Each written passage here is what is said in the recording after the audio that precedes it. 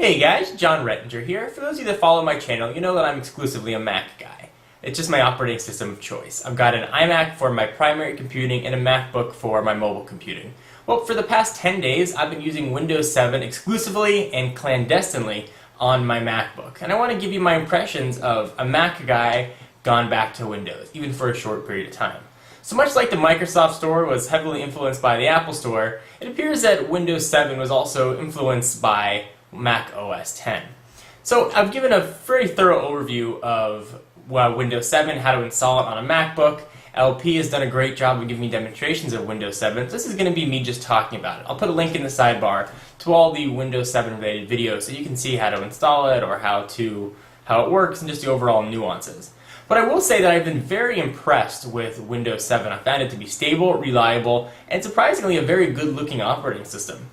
I think the new taskbar across the bottom that sort of has a dock-like feel to it is very useful. One thing that I really do like about it is similar to, I guess, what you would call Mac's expose-like feature. If you take your mouse and you drag it over one of the icons across the bottom, say you've got Firefox open and 2 or 3 windows there, put your finger on the Firefox or the mouse on the Firefox icon, and you get all the windows that sort of line up there. And it makes it nice and easy to sort of see what you have open in a very elegant, refined manner, which is something I'm not used to saying for Windows. The dock worked very well as far as pinning and unpinning items to it. And I guess you should call it the task manager or the taskbar, as the Windows folks are calling it.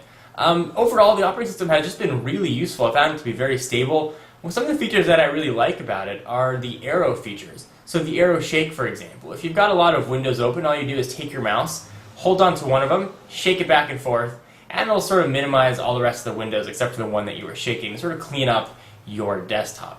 One of the other arrow features I found very useful is a feature called Arrow Snap.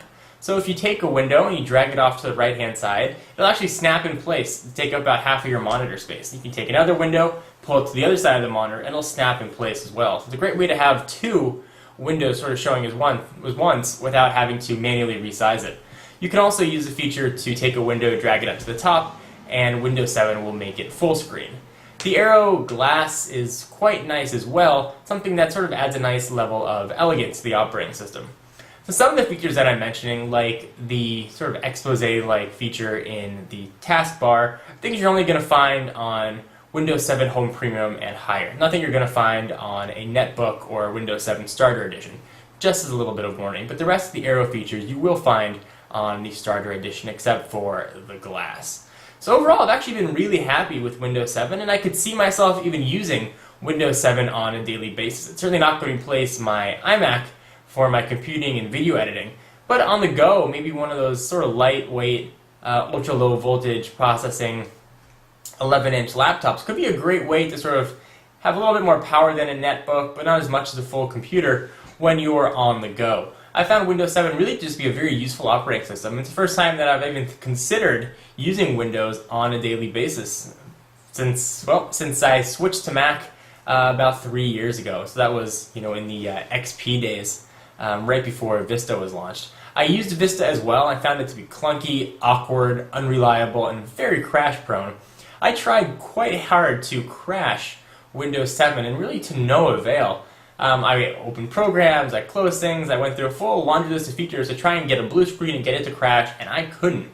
It works very well, and as much as I went into it not liking Windows and figuring that I wasn't going to enjoy the experience, I came out of it actually really enjoying it. So I think that's a testament to Microsoft, their design team, and what they did with Windows. So I want to ask you guys, have you tried Windows 7? What do you think of it? Do you think it's an improvement over Vista? Do you think it's an improvement over OS X? If you're a Mac user, will it make you even consider using Windows 7?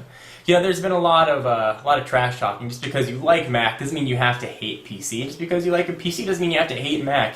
There can be a little bit of overlap there. So I'm very curious to know what you guys think. Leave a text or video response. For exclusive content, guys, check me out at Twitter, twitter.com/John4Lakers. And for all your technology needs, check out technobuffalo.com. We've got a ton of articles. You can create your own blog and even monetize it and make some money. We'll give you the tools to teach you how to do that. And we've got a full social network where you can talk to friends and create groups. Anyway, guys, hope you enjoyed. I'm John Rettinger, and I'll see you in the next video. And by the way, this video was edited on a Mac.